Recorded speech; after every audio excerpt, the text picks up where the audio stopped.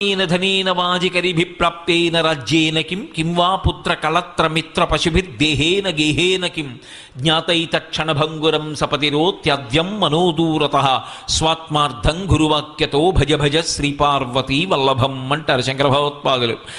చిట్ట చివరికి తన ఇల్లు, తన బిడ్డలు, తన భార్య, వీళ్ల సంగతి విడిచిపెట్టండి, శరీరమే రాదు. కల్లరి బొమ్మయవు కాయమ్మునొల్లా అద్దె కొంపలబోలు ఆ లోకముల్లా తను పెంచు దొంగలవు తనయులనొల్లా ఎందుకీ భోగమ్ములిందుకీ మురుపు ముందుచా ఉండంగ మురియంగనగునే అంటారు మానస పూజలో. నిర్దాక్షిణ్యంగా తన శరీరమే అగ్నిహోత్రంలో సంస్కరింపబడి కాలిపోతుంటే జీవుడు లేచి చూసుకుని బాధపడతాడు. అప్పుడు ఏమైంది? తనూభవుడు అంటే శరీరము నుండి ఉద్భవించిన వాళ్ళు ఎవరున్నారో వాళ్ళు పంచుకుంటారు దాన్ని. తనతో పట్టుకెళ్ళినది ఏముంది? తాను చేసినటువంటి పాపపుణ్యములు ఏమున్నాయో ఆ ఒక్కటే జోలె తగిల్చుకుని వెళ్ళిపోతాడు. నేను ఇవాళ ఈ శరీరంలో ఉన్నాను, మళ్ళీ ఇక శరీరంలోకి రాను అని రూఢంగా చెప్పడం అంత తేలికైన విషయం కాదు. ఈ శరీరంలోకి ఎలా వచ్చానో అలాగే ఈ శరీరం నుంచి నిష్క్రమించి ఇంకొక శరీరాన్ని పొందుతాను కొంతకాలం అయిపోయిన తర్వాత. అప్పుడు ఆ శరీరానికి కూడా సుఖదుఖాలు ఉంటాయి. ఆ శరీరానికి ఆకలి ఉంటుంది, దాహం ఉంటుంది, ఎక్కడో గూడు కావాలని ఉంటుంది, భయం లేకుండా బ్రతకాలని ఉంటుంది. అలా బ్రతకాలి అనుకున్నప్పుడు అవన్నీ నేను పొందాలి అంటే భగవంతుడు చూసేది ఏది అంటే ఈ జన్మలో నువ్వేం చేశావు, అది పునర్జన్మకు కారణం. ఈ జన్మలో చేసింది వచ్చే జన్మకి కారణం కాదు అని సిద్ధాంతీకరించాననుకోండి, అసలు నేను ఈ జన్మలో జాగ్రత్తగా ఉండవలసిన అవసరం ఎక్కడి నుంచి ఉంటుంది?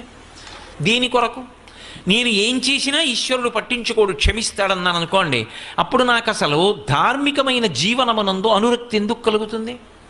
అందుకే సనాతన ధర్మం మనకు ప్రాణం ఎక్కడున్నది అంటే పునర్జన్మ సిద్ధాంతంలో ఉంది. నువ్వు చేసినవేవో అవి నువ్వే అనుభవించాలి, అందులో పంచుకోవడానికి ఎవరు రారు. అది నీ శరీరము ఖేదపడుతున్నా, నువ్వు బాధపడుతున్నా అది పంచుకోవడానికి మాత్రం ఎవ్వరు ఉండరు, మళ్ళీ నువ్వే అనుభవించాలి. అన్నప్పుడు ఎంతకాలం ఉండిపోతావు ఈ శరీరంలో? ఉండవు. ఉంటే 80 ఏళ్ళు ఉంటావు, 90 ఏళ్ళు ఉంటావు, వదిలిపెట్టాలి. వదిలిపెట్టిన తర్వాత మరి జీవుడి గతి? అప్పుడు జీవుణ్ణి లెక్కలోకి తీసుకోవాలి. తీసుకుని వీడు బాగుండాలి. వీడు బాగుండాలంటే ఇక్కడ ఏదో చెయ్యాలి. మీరు నన్ను ప్రశ్న వేస్తారు, నాకు తెలుసు. అందరికీ అన్నీ చేయడానికి డబ్బు ఉంటుందా అండి? అందరూ ఇలా హరిహర క్షేత్రాలు కట్టగలరా? అందరూ ఇలా వేదికలు నిర్మాణం చేయగలరా అని అడగచ్చు. ఒక్కటి జ్ఞాపకం పెట్టుకోండి, అందరినీ దేవాలయాలే కట్టమని ఈశ్వరుడు ఎప్పుడూ చెప్పలేదు. ఏదో ఒక విభూతిని ఇవ్వకుండా మాత్రం ఈశ్వరుడు పంపడు. నీకు వాక్కు ఇచ్చాడా? నువ్వు పరమ సంతోషంగా భగవంతుణ్ణి కీర్తించు. నీకు 2 చేతులు ఇచ్చాడా? ఆనంద భాష్పాలు పడుతుండగా 2 చేతులు కైమోడ్చి నమస్కరించు. నీకు శక్తినిచ్చాడా? ఒక వృద్ధుడి చెయ్యి పట్టుకొని దారి దాటించు. నీకు ఒంట్లో బలం ఇచ్చాడా? దేవాలయానికి వచ్చి పొద్దున్నే దేవాలయాన్ని తుడు. నీకు ఓపిక ఇచ్చాడా? ఈశ్వరుడు కట్టి విప్పిన బట్ట పట్టుకెళ్ళి ఉతికి ఆరేసి పట్టుకొచ్చి మళ్ళీ దేవాలయంలో అప్పగించు. నీకు ఒక పాట పాడడం వచ్చా? ఈశ్వరుడి దగ్గర కూర్చుని రాజోపచారంలో పాట పాడు. నీకు వాద్యం మ్రోగించడం వచ్చా? వాద్యం ఘోషయామి అన్నప్పుడు వాద్యం మ్రోగించు. నీకు ఇవేమీ కాదా? వచ్చి కూర్చుని జపం చెయ్యి. అన్నిటిలోకి దేవాలయానికి చెయ్యగలిగిన మహోపకారం ఏమిటో తెలుసా? నేను ఆ మాట చెప్తే మీరు తెల్లబోతారు. ఒక గుడికి చేసే మహోపకారం ఏమిటి అంటే గుడికి వెళ్ళడమే. ఎందుకో తెలుసా? ఎంత పెద్ద గుడి కట్టనివ్వండి, ఎంత శోభస్కరంగా కట్టనివ్వండి, చుట్టుపక్కల ఉన్న వాళ్ళు ఎవ్వరికీ గుడి మీద శ్రద్ధ లేదు, ఎవరూ గుడిలోకి రారు. అప్పుడు ఆ గుడి ప్రయోజనం ఏమిటి? అది అత్యంత ప్రమాదకరమైన సంకేతం. భగవంతుడు కూడా ఆర్తో జిజ్ఞాసురర్థార్థీ జ్ఞానీచ భరతర్షభ అన్నాడు. ఆర్తి కలిగిన వాడు, కోరికున్నవాడు నన్ను ఆశ్రయిస్తాడన్నాడు. కోరిక అంటే అమెరికా అధ్యక్ష పదవి కావాలి అని నేను కోరితే మహాదోషం. నేను ఈ దేశానికి రాష్ట్రపతి అయిపోవాలనుకుంటే దోషం. నా భార్యా బిడ్డల్ని పోషించుకోవాలి అని నేను కోరుకుంటే అవసరం. నా కూతురికి ఒక ఆపదొచ్చి ఆ ఆపదొచ్చినటువంటి కూతురు ఆపద నుంచి గట్టెక్కి దాని ఆరోగ్యం బాగుండాలని నేను కోరుకున్నాను అనుకోండి. ఒకప్పుడు నా కూతురు నాలుక తెగిపోయింది. తెగిపోతే నేను నా కూతురు నాలుక అంటుకోదు అంటే అంటుకోవాలి అని ఎన్నో దేవాలయాలకి పాదయాత్రలు చేశాను. అది కోర్కె కిందకి రాదు, అతి కోర్కె కాదది, అది అవసరం. నా కడుపున పుట్టిన కూతురు బాగుండాలని నేను కోరుకోవాలి, అది అవసరం. అది ఏది అవసరమో అది కోరికే కాదు, ఏది అవసరము కాదో దాన్ని అపేక్షించడం కోరికే అవుతుంది. అప్పుడు అది ఇస్తే నువ్వు పాడవుతావా, ఇవ్వచ్చా ఇవ్వకూడదా అన్నది ఈశ్వరానుగ్రహాన్ని బట్టి ఉంటుంది. అందుకే వాంఛితార్థ ప్రదాయిని, ఇది నీకు ఇస్తే పాడవంటేనే అమ్మవారి ఇస్తుంది తప్ప ఇది అడిగాడు కదా అని ఇచ్చేస్తే వాడు పాడైపోతాడంటే అమ్మవారి ఇవ్వదు. పిల్లవాడు నా మనవడే కదా అని చిన్న పిల్లవాడు ఏడుస్తున్నాడు కదా అని పట్టుకెళ్ళి కత్తిరిస్తానా? ఇవ్వకూడదు. వాడు ఏడుస్తున్నాడు కదా అని కత్తిరిస్తే వేలు కత్తిరించుకుంటాడు వాడు. ఏమార్చి ఇవ్వకుండా ఉంటాను, ఏది అవసరమో అది ఇస్తాను. వాడు బువ్వ కావాలని ఏడుస్తున్నాడు అనుకోండి, ఎంత పనిలో ఉన్నా తీసుకొచ్చి వాడికి ఏదో ఒకటి పెడతాను. వాడికి అవసరమైంది తీర్చాలి, అవసరమైనది కోరిక కాదు, అవసరము కానిది కోరికకు వస్తుంది. వేదాంత శాస్త్రంలో మాటల వెనక ఉండేటటువంటి గాంభీర్యాన్ని తెలుసుకుని ఉండాలి. కాబట్టి మనకి కావలసినటువంటి ప్రాథమికమైన అవసరములు కూడా తీరలేదనుకోండి, తినడానికి అన్నం కావాలి, బట్ట కట్టాలి, ఉండడానికి ఒక ఆవాసం ఉండాలి. ఇవి ప్రాథమికమైనటువంటి అవసరాలు. ఇవి లేవనుకోండి, ఇది ఎవరికి లేవో వాడు కేవలముగా వాడొక్కడే దుఃఖపడడం, వాడిని ఆశ్రయించి ఉన్న వాళ్ళందరూ దుఃఖపడతారు. వాడి భార్య, వాడి బిడ్డలు, వాడి బంధువులు, వాడి స్నేహితులు అందరూ బాధపడతారు. అయ్యో పాపం వాడికి అన్నం లేదురా, తినడానికి అన్నం లేదురా, మొహమాటస్తుడు, ఎన్నాళ్ళు మనం పెడతాం, అసలు తిన్నాడో తినలేదో, ఇవాళ భోజనం చేశాడో చేయలేదో, ఎంత బాధపడతారు. అది అమ్మవారు ఐశ్వర్యాన్ని ఇచ్చేటప్పుడు దేని కారణంగా ఇస్తుంది అంటే పరాశర భట్టర్లు అంటున్నారు, ఈ పునర్జన్మ సిద్ధాంతాన్ని ప్రాతిపదిక చేసి మాట్లాడుతున్నారు ఆయన. ఏదో కేవల శ్లోక రచన కాదు, మహాత్ములు చేసినటువంటి శ్లోకాలు పరమ ప్రామాణ్యములై ఉంటాయి. యద్భ్రూభంగా ప్రమాణం స్థిరచర రచన తారతమ్యే మురారే. ఒకడు మహదైశ్వర్యవంతుడయ్యాడు, ఒకడు నిరుపేద అయ్యాడు. సృష్టిలో ఈ భేదం ఎందుకు రావాలి? అమ్మవారు పరమకారుణ్యమూర్తి కదా, అందరికీ సమానంగా ఇవ్వచ్చు కదా అంటే అది ఆవిడ దోషం కాదు. ఇవ్వడానికి ఆవిడ ఎప్పుడూ సిద్ధమే. కానీ వీడికి ఇచ్చింది వీడెప్పుడూ 10 మంది కోసం ఉపయోగించింది లేదు.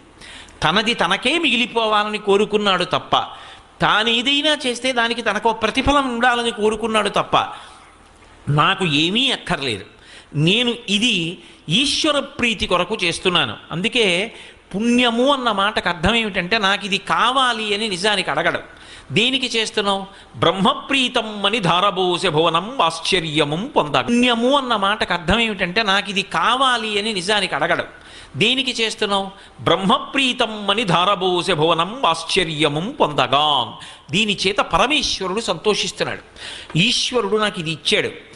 ఈశ్వరుడు అనుగ్రహించి పాత్రత కలిగినటువంటి ఒక వ్యక్తిని కూడా చూపించాడు.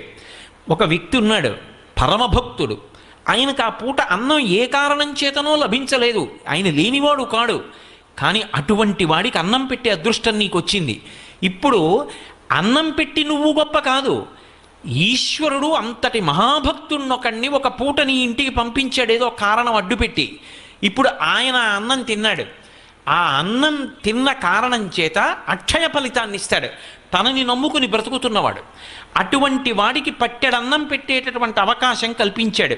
ఇప్పుడు ఈ పుణ్యం ఒక్కదాన్ని అడ్డు పెడతాడు, అడ్డుపెట్టి కోట్ల జన్మలు కాపాడేస్తాడు. అన్నవస్త్రాలకి లోటు ఇవ్వడు. అందుకే తిథులలో కూడా అన్ని వేళలా అందరికీ అవకాశం ఉండొచ్చు ఉండకపోవచ్చని ఒక్కొక్క తిథిని నిర్ణయిస్తారు. అక్షయ తృతీయ అని మనకు ఒక తిథి వస్తూ ఉంటుంది.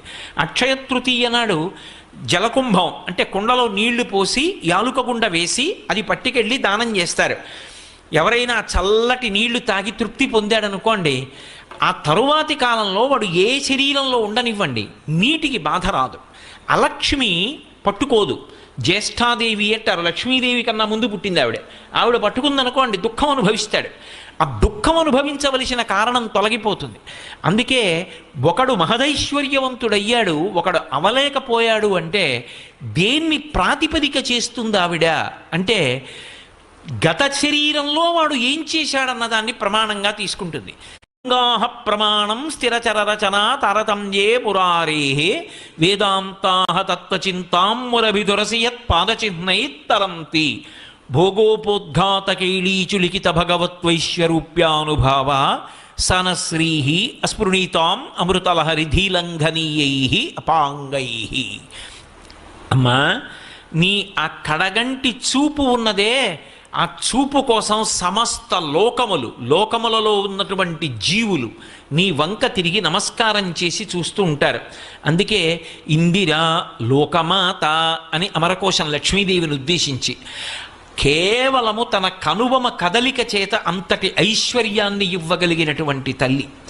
అటువంటి తల్లి అనుగ్రహం కలగలేదనుకోండి, జీవితంలో బాధపడడంతో సరిపోదు, అది నిందకు కారణమవుతుంది. నేను అన్న మాట మీరు జాగ్రత్తగా పట్టుకోవాలి. లక్ష్మీ కటాక్షం అంటే కేవలం డబ్బు వచ్చి పడిపోవడం ఒక్కటే అని అనుకోకూడదు.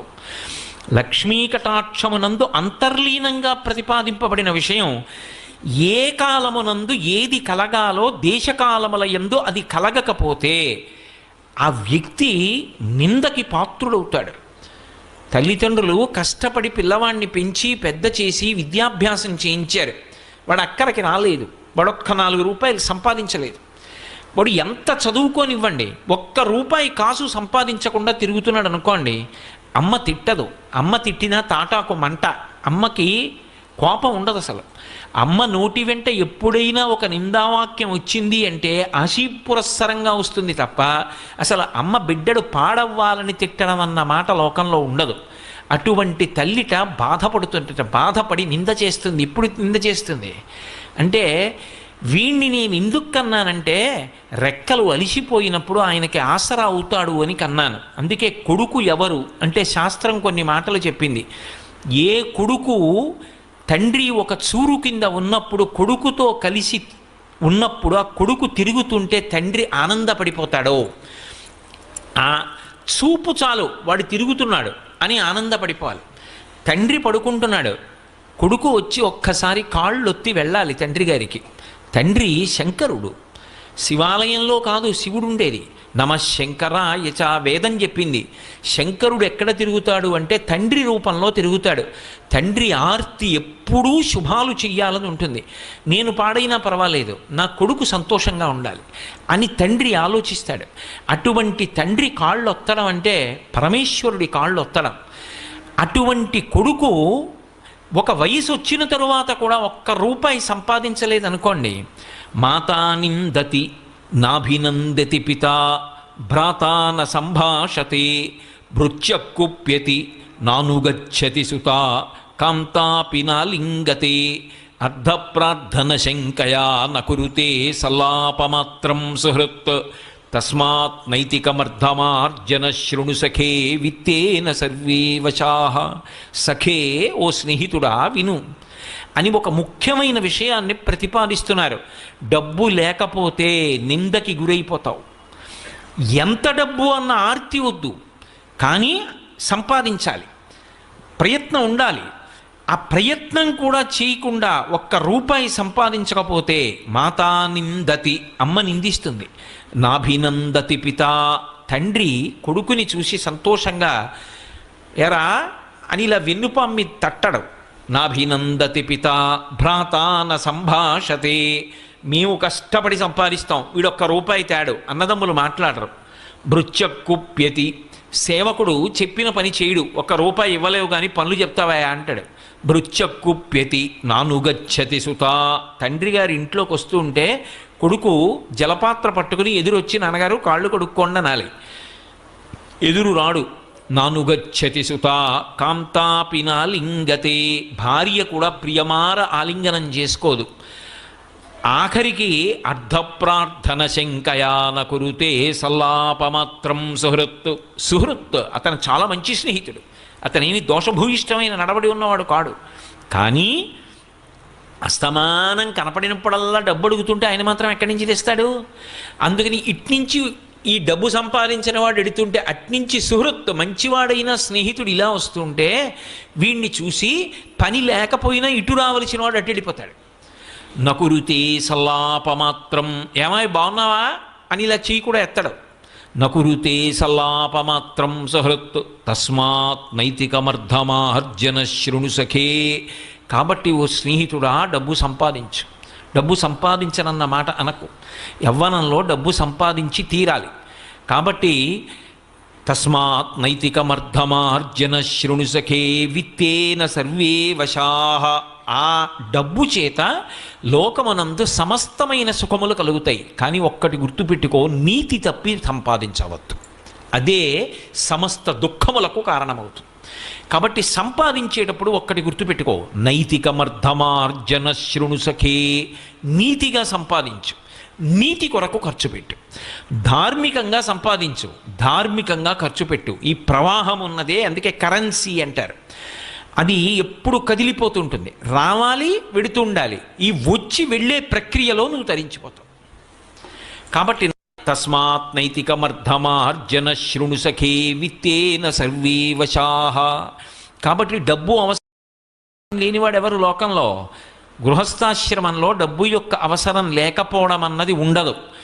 అయితే ఇందులో మీరు ఒక్క విషయాన్ని జ్ఞాపకం పెట్టుకోవాలి. మహాలక్ష్మీ కటాక్షము అనేటటువంటి మాటకు అర్థం కేవలముగా డబ్బు ఒక్కటే అనుకుంటే పొరపాటు. ఎందుచేత అంటే నేను మీతో చెప్పా, లక్ష్మి అంటే లక్ష్యతే ఇది లక్ష్మి. ఆమె చూస్తుంది, మన చేత చూడబడుతుంది. ఎందుకు చూడబడుతుంది అంటే మా వంక చూస్తే బాగుండని చూడబడుతుంది. ఆవిడ ఒక్కసారి నా వంక చూస్తే బాగుండు అని మనం చూస్తాం, ఆవిడ లోకములను ఇలా చూస్తుంటుంది. మరి అదేమిటి? ఆవిడ చూస్తుంటే నన్ను చూస్తే బాగుండని చూడడం ఏమిటి అంటే, ఆవిడ అంతటా చూస్తున్నా ఆవిడ చూపు నీ మీద పడలేదు. అది దరిద్రానికి కారణమైంది.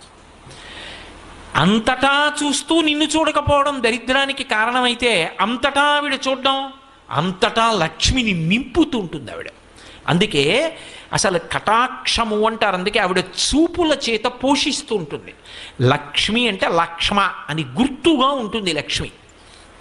మీకు నేను ఒక ఉదాహరణ చెప్పాలి అంటే, ఒక ఆయన సభలోకి వస్తున్నారు. అబ్బబ్బబ్బా, మహానుభావుడు ఏమి పాట పాడతారండి, గంధర్వగానం అంటాం కదా.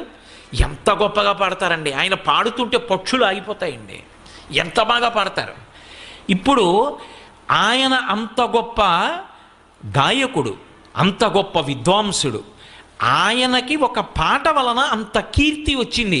ఇది ఆయన యందు లక్ష్మ కీర్తికి కారణమైంది, అది కటాక్షం. ఆమె ఆయన యందు అలా చూసి ఆయన కీర్తికి కారణమైంది. ఒక ఆయన సభలోకి వస్తున్నాడు అనుకోండి, మహానుభావుడండి, ఎంతటి పరమభక్తుడండి, ఎప్పుడూ ఈశ్వరుడు ఈశ్వరుడు ఈశ్వరుడు ఈశ్వరుడు, నోరు విప్పితే ఈశ్వరుడు, అసలు ఇంకొకటి అక్కర్లేదండి ఆయనకి, ఎప్పుడు దాని గురించి ఆలోచిస్తూ ఉంటాడు. ఎన్నిటి మధ్యలో ఉన్నట్టు ఉంటాడంతే, సంఘం ఉండదు, ఎప్పుడు ఆలోచన అంతా భగవంతుడి గురించి ఆలోచిస్తాడు. నిద్రపోతుండగా అర్ధరాత్రి లేపండి చెప్పేస్తాడు భగవంతుడి గురించి మీరు ఏమైనా అడిగితే. నాకు మల్లంపల్లి శరభేశ్వర శర్మ గారని మహానుభావుడు ఒక ఆయన మా ఇంటికి వచ్చి రాత్రి పడుకుని, రాత్రి 2 గంటలకు కూడా కాళ్ళు ఊపుతుంటే మర్నాడు అడిగా ఏమైనా పడుకోలేదా అని. నాకు రాత్రి పార్వతీ కళ్యాణంలో పద్యాలు గుర్తొచ్చాయో అని అవన్నీ చెప్పారు ఆయన. ఒక్కొక్కరు అలా ఉంటారు, రాత్రింబవళ్ళు భగవంతుడి గురించి ఆలోచన చేస్తూ ఉంటాడు.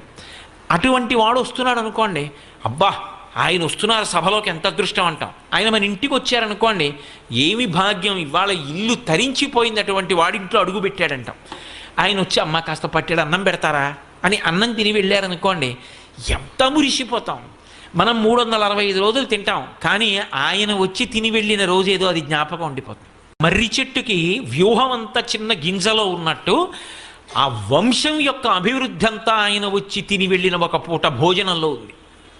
ఎందుకని? అంతటి భగవద్భక్తుడు ఆయన. భక్తి ఆయన లక్ష్మి, ఆయన లక్ష్మీ కటాక్షం ఆయన భక్తి. ఈ భూమి ఉందనుకోండి, ఈ భూమికి లక్ష్మి ఓర్పు. ఈ భూమికి ఓర్పు లేదనుకోండి, మనందరం చెయ్యకూడదు ఎన్నో చేస్తూ ఉంటాం, అయినా భరిస్తోంది ఆ తల్లి. ఆ భరించగలగడం భూమికి లక్ష్మి. ఒక్కొక్క దాని యందు ఒక్కొక్క తేజస్సు. అగ్ని ఉందనుకోండి, పచనం చేయడం, కాల్చడం దాని లక్ష్మి.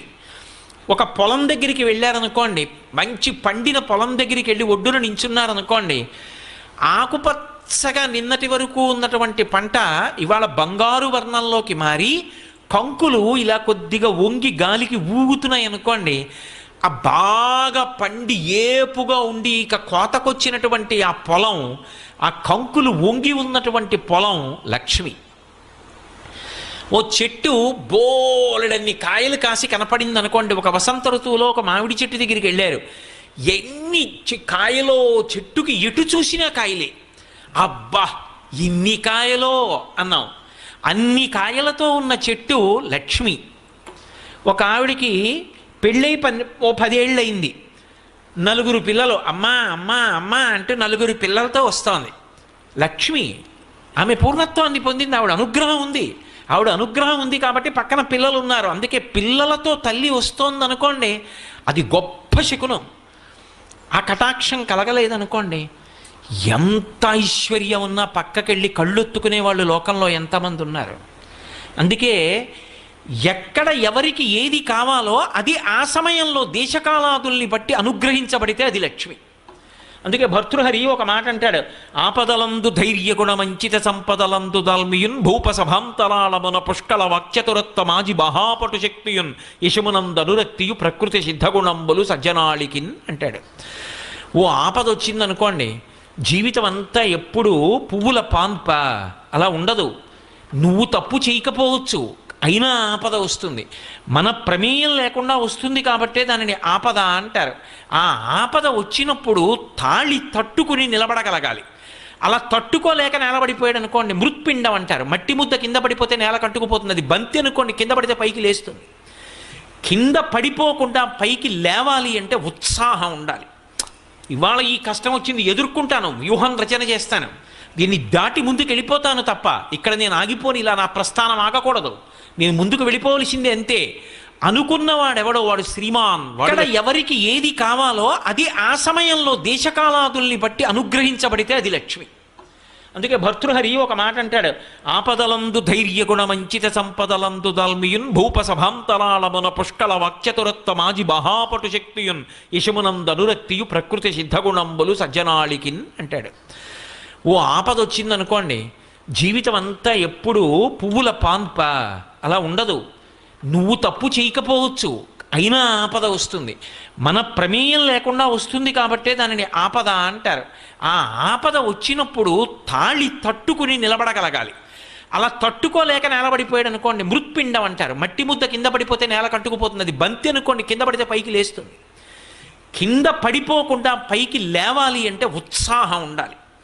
ఇవాళ ఈ కష్టం వచ్చింది, ఎదుర్కొంటాను, వ్యూహం రచన చేస్తాను, దీన్ని దాటి ముందుకు వెళ్ళిపోతాను తప్ప ఇక్కడ నేను ఆగిపోని, ఇలా నా ప్రస్థానం ఆగకూడదు, నేను ముందుకు వెళ్ళిపోవలసిందే అంతే అనుకున్నవాడెవడో వాడు శ్రీమాన్, వాడు లక్ష్మీవంతుడు. అందుకే సుందరకాండలో హనుమ బయలుదేరారు సముద్ర తరణం చేద్దామని. మొట్టమొదట కనపడినటువంటి వాడు మైనాకుడు కనబడ్డాడు. నిపత్యమమ శృంగేషు విశ్రమస్వ యథాసుఖం, ఒక్కసారి నా కొండ కొమ్ము మీద వాలవయా, కాస్త తేనె తాగు, పళ్ళు తిను అన్నారు. అది సంతోషకారకం. కానీ వెడుతున్న కార్యానికి భంగం ఆగిపోతే ముట్టుకుని వెళ్ళిపోయారు. భయపెట్టేది వచ్చింది సింహిక, ఆయనేం బెంగపెట్టుకోలేదు, ఉత్సాహంతో దాటి వెళ్ళిపోయారు. అందుకే ఆపద వచ్చినప్పుడు తట్టుకోవడానికి ఏది కావాలి అంటే ధైర్యం కావాలి. బాగున్నన్ని రోజులు నా అంత వాణ్ణి నేనని ఇలా చేతి మీరు చెయ్యేసుకు తిరిగాడు. ఏదో చిన్న ఆపద వచ్చింది అంతే, ఇక మళ్ళీ ఆయన ఎక్కడా కనపట్టలేదు. ఏమండి ఎందుకు కనపట్టలేదు అంటే, చిన్న ఆపద వచ్చిందండి తట్టుకోలేకపోయాడు జీవితంలో అంటే లక్ష్మీ కటాక్షం లేదు. మీరు బాగా జ్ఞాపకం పెట్టుకోండి, కాల్చిన తరువాత శోభ కలిగినట్టు కష్టం వచ్చిన తరువాత నిలదొక్కుకు నిలబడగలిగిన శక్తి ఎవరికి వస్తుంది అంటే ఆ తల్లి యొక్క అనుగ్రహం ఎవరికి ఉందో వారికి వస్తుంది. అందుకే లక్ష్మీ అంత మాత్రం చేత వాళ్ళు తక్కువ వాళ్ళన్న మాట అనడానికి వీల్లేదు. నిజానికి ప్రవచనం చేసిన వాడికన్నా కూడా వాళ్ళు చాలా చాలా గొప్పవాళ్ళు. పోతన గారు ప్రవచనాలు చేసి ఉండకపోవచ్చు, అంత మాత్రం చేత పోతన గారు ప్రవచనం చేసిన వాడికన్నా తక్కువ అని మీరు నిర్ధారించగలరా? కాదు. పోతన గారి పేరు చెప్పుకొని, పోతన గారు చెప్పిన పద్యాలు చెప్పుకొని బిరుదులు పొందిన వాళ్ళు ఉన్నారు. పోతన గారి పేరు చెప్పి ఉపన్యాసం చెప్పి ఎంత బాగా చెప్పారండి అనిపించుకున్న వాళ్ళు ఉన్నారు. అది వాడిది కాదు, వండినవారు పోతన గారు, ఆయన యజమాని, వీడు వడ్డించినవాడు అయినప్పుడు ఆయనే గొప్పవారు. ఆయనది ఆ లక్ష్మీ కటాక్షం, చెప్పుకున్నవాడిది ఈ లక్ష్మీ కటాక్షం. కానీ సభలోకి వచ్చాక జ్ఞాపకం రాలేదనుకోండి, సభలోకి వచ్చాడు, కూర్చున్నాడు, ఏమీ జ్ఞాపకం రావట్లేదు, ఒక్క శ్లోకం గుర్తు రావట్లేదు, ఓ పద్యం గుర్తు రావట్లేదు, ఎందుకు వచ్చాడో గుర్తు రావట్లేదు, ఏం చెప్పాలో గుర్తు రావట్లేదు. అప్పుడు ఎలా ఉంటుంది ఆయన పరిస్థితి అంటే లక్ష్మీ కటాక్షం లేదని గుర్తు. భూపసభాంతరాళమున పుష్కళ వాక్చతురత్వము ఆజిబహాపటు శక్తియును. ఓ యుద్ధానికి వెళ్ళాడనుకోండి, బాహువుల యందు పటుత్వం ఉండాలి, యుద్ధంలో ధైర్యంగా దూసుకుపోయి యుద్ధం చేయగలగాలి. తీరా యుద్ధానికి వెళ్ళిన తర్వాత గోడ కలుక్కుమని నెప్పెడుతోంది అనుకోండి, అసలు చెయ్యెత్తలేకపోతున్నాడు అనుకోండి, ఇంకేం లక్ష్మీ కటాక్షం. ఆజి బాహుపటు శక్తియున్ యశమునందు అనురక్తి. నేను కీర్తివంతుణ్ణి కావాలన్న కోరిక ఉండి తీరాలి వ్యక్తికి. అది లేదనుకోండి, ఆ వ్యక్తి లక్ష్మీ కటాక్షమునకు అర్హుడు అని చెప్పడము సాధ్యము కాదు. అందుకే ఒకటి గుర్తుపెట్టుకోండి, మనిషి జీవితంలో ఈశ్వరుడు ఏదో ఒక విభూతిని ఇవ్వనివాడన్నవాడు ఉండడు. ఏదో ఒక విభూతి ఇవ్వబడుతుంది, ప్రతి వారికి ఇస్తాడు ఈశ్వరుడు. నీకేది ఇచ్చాడన్నది నువ్వు జ్ఞాపకం పెట్టుకోవాలి, నువ్వు తెలుసుకోవాలి. గుప్తంగానో బాహ్యంగానో అరహసి రహసి స్వతంత్ర బుద్ధ్యా అంటారు శంకర భగవత్. గుప్తంగానో బాహ్యంగానో అరహసి రహసి స్వతంత్ర బుద్ధ్యా అంటారు శంకర భగవత్పాదులు శివానంద లహరిలో. అది అతని జీవితం ఒడ్డెక్కడానికి, అతని జీవితం తరించడానికి కారణమవుతుంది. ఎందరో పెద్దలు ఉన్నారు. డొక్కా సీతమ్మ గారని మా తూర్పుగోదావరి జిల్లాలో ఉండేవారు మహాతల్లి. ఆవిడ ఇంటికొచ్చిన వాళ్ళకి అన్నం పెట్టడానికి అందవేసిన చెయ్యి, అంత ప్రేమతో అంత ఆర్తితో అన్నం పెట్టేది. అటువంటి తల్లి శరీరం విడిచిపెట్టిన రోజున ఆకాశంలో జ్యోతి రూపంలో వెడుతుంటే ఇద్దరు మహావిద్వాంసులు అగ్రహారంలో కూర్చుని మాట్లాడుకుంటున్నారు అమలాపురం దగ్గర. ఆవిడ జ్యోతి వెడుతుంటే చూసి వాళ్ళిద్దరూ లేచి నిలబడి నమస్కారం చేసి, ఎవరో ఒక మహాపురుషుడు శరీరం విడిచిపెట్టాడు, ఊర్ధ్వలోకాలకి జ్యోతి వెళ్ళిపోతోంది అని చెప్పి నమస్కరించారు. భగవాన్ రమణులు శరీరం విడిచిపెట్టినప్పుడు జ్యోతి అరుణాచలానికి గిరి ప్రదక్షిణం చేసి గిరిలోకి ఎలా వెళ్ళిందో, డొక్కా సీతమ్మ గారిలోని జ్యోతి అలా ఆకాశంలో ప్రయాణం చేసి ఊర్ధ్వలోకాలకు వెళ్ళింది. ఎప్పటావిడో కాదు డొక్కా సీతమ్మ గారంటే. ఇప్పటికీ పీగన్నవరం దగ్గర ఆవిడ పేరు మీద అక్విడెక్ట్ ఉంది, ఆవిడ నివసించిన ఇల్లుంది, ఆవిడ అన్నం పెట్టిన గదులున్నాయి. ఆ తల్లి ఈ మధ్య కాలం వారు ఆఖరికి కలెక్టర్ గారితో కబురు చేశారు డొక్కా సీతమ్మ గారికి. ఎవరు? భారతదేశం వాళ్ళు కాదు, లండన్లో యువరాజు పట్టాభిషేకం చేసుకుంటూ ఇంతమందికి అన్నం పెట్టిన తల్లి వచ్చి నాకు ఆశీర్వచనం చెయ్యాలని కలెక్టర్తో కబురు చేశారు విమానంలో తీసుకురమ్మని. నేను రానన్నారు ఆ తల్లి. రానంటే ఆవిడ చిత్రపటం గీయించి పంపించమని డొక్కా సీతమ్మ గారి చిత్రపటాన్ని పక్కన పెట్టుకుని ఆవిడ పాదాలకు నమస్కారం చేసి వైస్రాయిగా పట్టాభిషేకం పొందాడు. అది ఈ దేశ ఔన్నత్యం. దానం చేసి అన్నదానం చేసి డొక్కా సీతమ్మ గారు ఆ స్థాయిని పొందారు. తరించడానికి కారణం కాలా?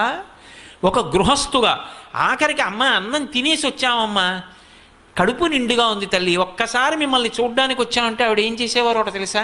చెయ్యి చాపరా అని వచ్చిన వాళ్ళందరికీ కాస్త చింతకాయ పచ్చడి వేసి నాకమని మంచినీళ్ళు ఇచ్చేవారు. ఆవిడ చేత్తో చేసిన చింతకాయ పచ్చడి అంత రుచిగా ఉండేది, తప్ప పెట్టకుండా పంపించేవారు కాదు. ఇంటికి వస్తే ఏదో ఒకటి పెట్టి పంపించాలి.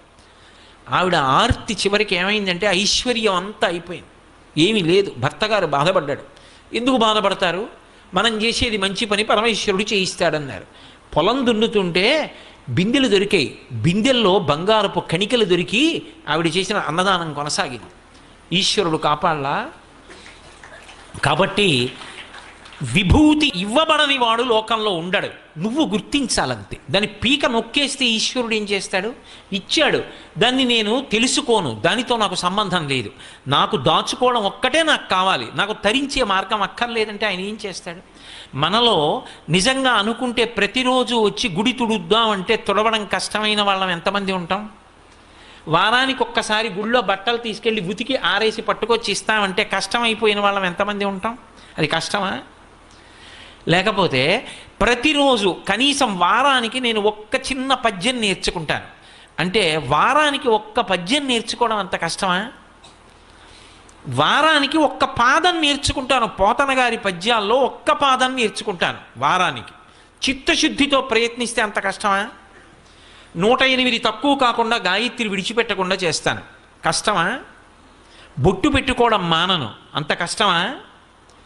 కానీ అని వదిలేసిన వాడికి అన్నీ వదిలేయచ్చు. ఇది పట్టుకుంటానన్నవాడు ఏది పట్టుకున్నా తరిస్తాడు. పట్టుకోవడానికి ఆవిడ ఏదో ఒకటి ఇస్తుంది, ఇవ్వకుండా మాత్రం ఉండదు. కాబట్టి అలా పట్టుకుని తరించిపోతాడు. అది లక్ష్మీ కటాక్షం. అందుకే మీరు బాగా గమనిస్తే లక్ష్మి ఎక్కడ ఉంటుంది అంటే అసలు ఆవిడ ఉండని ప్రదేశం ఉండదు. ఆవిడ ఎప్పుడూ అంతటా చూస్తూనే ఉంటుంది. దృశాద్రాఘీయస్యాదర దళిత నీలోత్పల రుచ దవీయాంసం దీనం స్నపయ కృపయా మమపి శివే అంటారు శంకర భగవత్పాదులు. అటువంటి తల్లి యొక్క చూపు పడలేదనుకోండి, సారహీనమైపోతుందంతే దేశం. ఆ తల్లి అనుగ్రహాన్ని కోల్పోయారనుకోండి, జాతి జాతి నిర్వీర్యమైపోతుంది. లక్ష్మీ కటాక్షం లోపించిందే అని గుర్తేమిటంటే, ఒకరికి డబ్బు లేకపోవడం కాదు. మీరు బాగా ఈ విషయాన్ని దృష్టిలో పెట్టుకోవాలి. ఒక వ్యక్తి సమస్యగా అయితే వ్యక్తికి ఒకడికే దరిద్రం. అసలు దేశమే లక్ష్మీ కటాక్షాన్ని కోల్పోయిందనుకోండి, ఆ భక్తి పోయిందనుకోండి, పోయిన నాడు ఆవిడ అనుగ్రహం పోతే మొట్టమొదట నశించిపోయేదేదో తెలుసా? ఉత్సాహం నశించిపోతుంది, జడత్వం వస్తుంది. అందుకే జడత్వాన్ని ఎవరు తీసేస్తారు అంటే మళ్ళీ అమ్మవారే తీస్తుంది. మీరు లోకంలో జడత్వాన్ని తీయగలిగిన వాళ్ళు ఇద్దరినే చెప్తారు. ఒకటి అమ్మవారు, రెండు స్వామి హనుమ. అందుకే మీరు చూడండి, బుద్ధిర్యశో బలం ధైర్యం నిర్భయత్వ మరోగత అజాడ్యం వాక్పటుత్వంచ హనుమత్ స్మరణాద్ లభేత్.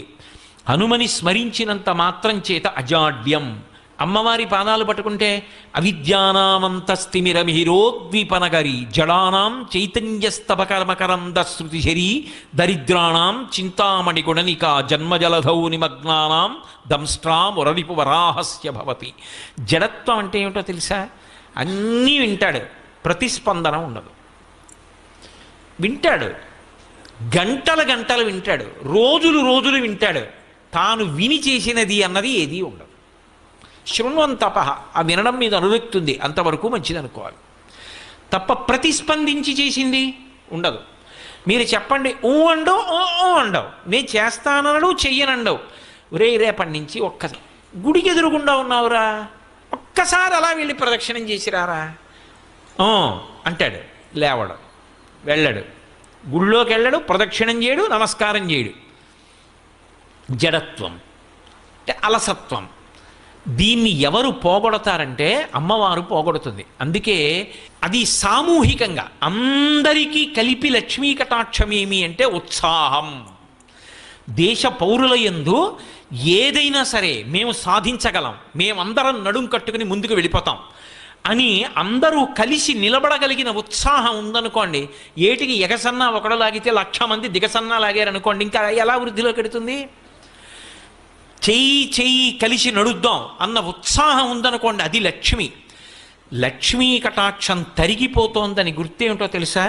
అసలు ఏ ఉత్సాహం లేకుండా జడత్వంతో ఉండిపోతే లక్ష్మీ కటాక్షం లుప్తమైపోతోంది అని గుర్తు. అందుకే మీరు కొంచెం జాగ్రత్తగా గమనించండి. ఎప్పుడైనా పౌరాణిక వాంగ్మయాన్ని మీరు పరిశీలిస్తే లక్ష్మీ కటాక్షము తొలగిపోయినది అనడానికి కొన్ని సూచనలు చెప్తారు. ఇదిగో లక్ష్మి లేదిప్పుడు, లక్ష్మి ఎందుకు వెళ్ళిపోతుందో చెప్తారు, లక్ష్మి మళ్ళీ ఎలా వచ్చిందో చెప్తారు, లక్ష్మి ఏ కారణం చేత వెళ్ళిపోతే ఆ స్థితి ఎలా ఉంటుందో చెప్తారు. ఇవి ఎందుకో తెలుసా? పురాణం వేదానికి భూతద్దం. నీ జీవితాన్ని నువ్వు గమనించుకో జాగ్రత్తగాని. ఇంద్రుడు అంటేనే మనకేం గుర్తొస్తుంది? స్వర్గలోకాధిపతి.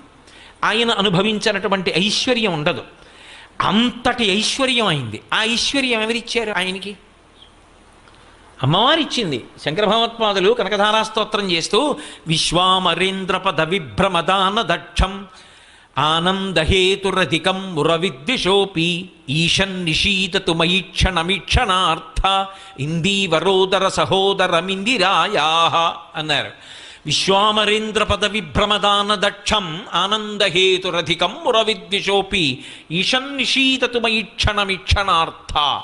దేవేంద్రుడంతటి వాడికి ఇంద్ర పదవిలో కూర్చోగలిగినటువంటి స్థితిని, అంతటి ఐశ్వర్యాన్ని ఎవరిచ్చారు అంటే ఆ తల్లి తన చూపుల చేత దేవేంద్రుడంతటి వాడికి ఇంద్ర పదవిలో కూర్చోగలిగినటువంటి స్థితిని, అంతటి ఐశ్వర్యాన్ని ఎవరిచ్చారు అంటే ఆ తల్లి తన చూపుల చేత అనుగ్రహించింది.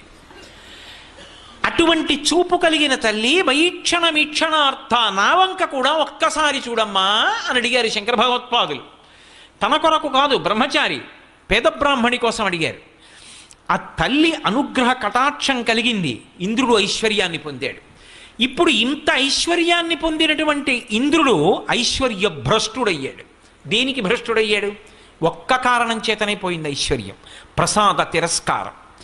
ప్రసాదమును తిరస్కరించడం అనేటటువంటి లక్షణం కానీ ఏర్పడిందా, అది ఉపద్రవాలకి గుర్తు. దేశంలో భగవత్ప్రసాదము అని పట్టుకొచ్చి ఇస్తే మాకక్కర్లేదు అని తిరస్కరించేటటువంటి బుద్ధి ప్రబలమైపోతే, ఈశ్వర ప్రసాదమునకు గౌరవం తగ్గిపోతే, కాళ్ళకి చెప్పులున్నాయన్న మాటతో కూడా సంబంధం లేకుండా ప్రసాదం నోట్లో వేసుకోవడం మొదలు పెడితే, నేను ఇంకా కొంచెం ముందుకు వెళ్ళవలసి వస్తే అటువంటి ప్రదేశాల్లో ప్రసాదం పంచి పెట్టడం కూడా తప్పు. ప్రసాదం ఎక్కడివ్వాలో అక్కడ ఇవ్వాలి. ఒక దేవాలయానికి వచ్చి మీ అందరూ కూర్చున్నారు, ఇక్కడ ప్రసాదం ఇవ్వాలి. అంతేకాని అందరూ చెప్పులు వేసుకుని కాళ్ళకి బూట్లు వేసుకు కూర్చున్న కార్యాలయాల్లో ప్రసాదం పంచిపెట్టమని ఎవడు చెప్పాడు? వాడా బూట్లు విప్పడు. అలాగని వాడికి భక్తి ఉన్నా ప్రసాదం తిరస్కరించలేడు, వాడు అలాగే వేసుకుంటాడు. ఇప్పుడు ఇది ప్రసాదం పట్ల దోషమైందా లేదా? మీరు అందుకే ప్రసాదం అన్న మాట గురించి ఆలోచించండి. అన్నవరం సత్యనారాయణ స్వామి వారి వ్రతకథలో వైశ్యుని యొక్క భార్య ప్రసాదం పుచ్చుకోకుండా నదీ తీరానికి వెళ్ళింది, భర్త వచ్చాడని. వెంటనే పడవ మునిగిపోయింది. ఓ అశరీరవాణి పలికింది, ప్రసాదం పుచ్చుకోలేదని. ఆవిడ వెళ్ళి ప్రసాదం తింది, పడవ పైకి తేలింది. ఏమిటా కథ? వింటున్నాం కదా అన్నటువంటి కథలు చెప్పేయడమే అనుకోవచ్చు. కాదు, అందులో ఒక గాంభీర్యమైన విశేషం ఉంది. ప్రసాదము అంటే ఈశ్వరుని యొక్క అనుగ్రహము. ఏ ఇంట ప్రసాదం తింటున్నాడో ఆ ఇంట లక్ష్మి ఉంటుంది. ఇది మీరు బాగా పట్టుకోవాలి. ఆ ఇంట తింటున్నది ప్రసాదం. అందుకే ఈ రాష్ట్రంలో ఒక అలవాటు ఉంది, ప్రత్యేకించి పేరు కూడా ప్రసాద్ అని ఉంటుంది. ఈశ్వర ప్రసాద్, వెంకటేశ్వర ప్రసాద్, లక్ష్మీ ప్రసాద్ అంటే వాళ్ళ ప్రసాదం వీడు. జీవితము ప్రసాదము కావాలి. నేను రాత్రి పడుకుంటున్నాను అనుకోండి, 11 మాటలు శివనామం చెప్పి నాకు నిద్ర పట్టాలని ప్రార్థన చేసి పడుకోవాలి. నేను నిద్ర లేస్తున్నాను అనుకోండి, 3 మాటలు శ్రీహరి శ్రీహరి శ్రీహరి అని చెప్తూ లేవాలి. ఎందుకనంటే జాగృతి యందు ఇంద్రియములకు అధిపతి అదోక్షజుడు శ్రీ మహావిష్ణువు, ఆయన నామం చెప్పి లేవాలి. పరమశివుడు నిద్రాకాలిక సుఖాన్నిచ్చి మళ్ళీ అన్ని అవయవాలకి శక్తినిస్తాడు, ఆయన నామం చెప్పి పడుకోవాలి. నిద్ర ప్రసాదం, లేచి పని చేస్తే ప్రసాదం. అన్నం తినేటప్పుడు నేను తింటున్నానని తినరు, ఇది ఈశ్వరుడు నాకు అనుగ్రహించాడు. ఈ పదార్థం దొరికేట్టు చేసినవాడు వాడు, వాడి శాసనానికి అగ్ని వండింది, ఈ నీళ్లు వాడి శాసనం వల్ల దొరికే. నేను తింటే రుచి వాడి అనుగ్రహం. లోపలికి వెళ్ళిపోయిన తర్వాత అన్ని పదార్థాలు కలిసిపోయినా వాడు అగ్ని రూపంలో ఉండి పచనం చేస్తున్నాడు, శక్తిగా మారుస్తున్నాడు. కాబట్టి వాడికి చెప్పి తింటాను, యజ్ఞం కింద తింటానని నీతి మితుకులు పట్టుకుని నాలిక మీద పట్టుకుని నోట్లో వేసుకుంటారు. చొక్కా బనీను లేకుండా తినడానికి కారణం అది. చొక్కా బనీను ఉందనుకోండి, ఉంటే ఎలా పుచ్చుకుంటారు? హవిస్సు అగ్నిహోత్రంలో పురుషుడికి అధికారం ఉండదు. అందుకని తీసి ఉత్తరీయం 1 వేసుకుని 5 మాటలు స్వాహాకారంతో నాలిక మీద పెట్టుకుని పంటితో నవలకుండా లోపలికి మింగుతాడు. ఇప్పుడు ఆయన జన్మ తరించింది, ఆయన ఎక్కడున్నాడో అటువంటి వాడు, వాడి వలన ఆ ఇల్లు వంశం వృద్ధిలోకి వస్తాయి. బనీని ఎందుకు కాపాడుతుందా? చొక్కా కాపాడుతుందా? ఇది కాపాడుతుంది. దీని విలువ తెలుసుకున్ననాడు దాని ముందు నీ బనీని ఎంత, నీ చొక్కా ఎంత. ఆచారకాండ అందుకొచ్చింది, ఉత్తినే రాలేదు. కాబట్టి ఇప్పుడు అలా తిన్నాడు, ఏదో పని మొదలెడతాడు, ఈశ్వరుడికి చెప్తాడు, పని పూర్తయింది, ఈశ్వర మీ అనుగ్రహం, పని పూర్తయింది అంటాడు. ఇప్పుడు అసలు ఆయన జీవితంలో ప్రసాదం కానిది ఏదుంది? ఆఖరికి మృత్యు వచ్చి కబళించేస్తోంది. ఈశ్వర మీ అనుగ్రహంతో ఇన్నేళ్లు శరీరంలో ఉన్నా, కొడుకుల్ని చూశా, కోడళ్ళని చూశా, కూతుళ్ళు, అల్లుళ్ళు, మనవలు, ముని మనవలు చూశా, మీ అనుగ్రహంతో ఏదో బ్రతికున్నన్నాళ్ళు మీ గురించి చెప్పుకున్నా, ఇది వదిలిపెట్టేస్తున్నాను, ఈ తోలుతిత్తి మీ పాదపంజరంలోకి వచ్చేస్తున్నాను, ఎక్కువ ఆయాసం లేకుండా విడిపించేయండి అని నమస్కరించి దీన్ని కూడా ప్రసాదంగా వదిలిపెట్టేస్తాడు. ఇప్పుడు అసలు జీవితమే ప్రసాదం. ఇప్పుడు ఆ ప్రసాద బుద్ధితో అనుభవించినంత కాలం ఈశ్వరుడి అనుగ్రహం ఉంటుంది. ప్రసాద బుద్ధి పోయింది, ఇదంతా నాదే, తొలగిపోతుంది. ఆవిడ నీదేగా, ఏది సంపాదించి చూస్తాను, ఏది నిలబెట్టుకో, ఏది ఈ గుణములను సంతరించుకో, కీర్తి సంపాదించుకో చూస్తాను అంటుంది ఆవిడ. చిన్న వైక్లభ్యం ఒకటి వచ్చింది అనుకోండి, అక్కడతో అయిపోయింది అంతే. కంఠంలో జీర వచ్చిందనుకోండి, గట్టిగా మాట్లాడితే కంఠంలో పోటు వస్తోంది, ఏది ఏం మాట్లాడతాడు? అయిపోయిందా అక్కడతో కీర్తి? బతికున్నంత కాలం ప్రతిరోజు వాక్సుమములను సమర్పించాడు. దేనివల్ల? ఇది ఆవిడ ప్రసాదం అని చెప్పుకున్నాడు, ఆవిడ అనుగ్రహం నా చేత చేయించిందని చేశాడు. ఆఖరి ఊపిరి వరకు ఆవిడ చేయిస్తూనే ఉంటుంది. పాత్రత దేని చేత? ప్రసాద బుద్ధి చేత. ఇది బాగా తెలుసుకోవాలి. ఇది మొదటి లక్ష్మీ కటాక్షం అని చెప్తుంది శాస్త్రం. అసలు ఈ బుద్ధి నిలబడితే వాడికి లక్ష్మీ కటాక్షం ఉన్నది అని గుర్తు. అందుకే కళ్యాణి బతగాదీయం లౌకికీ ప్రతిభాతిమా ఏతి జీవంతిమానందో నరం వర్ష శతాదపి అంది సీతమ్మ. ఇవాళ పూజ చేసేయండి, రేపు పొద్దున మీ ఇంట్లోకి లక్ష్మి నడిచి వచ్చేస్తుందంటే అంతకన్నా అబద్ధం ఇంకోటి లేదు. అది కాదు లక్ష్మీ కటాక్షం అంటే. నీకు లక్ష్మీ కటాక్షానికి కారణాన్ని నువ్వు తెలుసుకోవాలి. ఆ కారణం తెలుసుకుని రమించి నువ్వు పూజ చేయాలి. ఆ బుద్ధితో నిలబడాలి. అది ప్రసాదం అవుతుంది. అందుకే చూడండి, ఇప్పుడు పాత్రత అంటే అసలు వీడికి ఇది ఇవ్వవచ్చు, ఆవిడ దేని చేత చూస్తుంది అంటే వీడి బుద్ధి ఎటువంటిది. అప్రసాద బుద్ధి ఉంది, ఆవిడ అనుగ్రహిస్తుంది. అందుకే మీరు కొంచెం జాగ్రత్తగా గమనిస్తే అసలు లక్ష్మి అనేటప్పటికీ మొత్తం అందరం కూడా ఖచ్చితంగా పూజ చేసే రోజేది అంటే శ్రావణ మాసంలో వచ్చేటటువంటి పౌర్ణమి ముందు శుక్రవారం వరలక్ష్మీ వ్రతం. ఆ రోజు తిథితో సంబంధం లేదు, వారంతో సంబంధం. ఏ తిథి ఉంది, ద్వాదశి ఉందా, త్రయోదశి ఉందా, చతుర్దశి ఉందా, లేకపోతే ఏకాదశి ఉందా, పంచముందా, సప్తముందాతో సంబంధం లేదు. చివరికి వచ్చేస్తుంటుంది శుక్లపక్షం.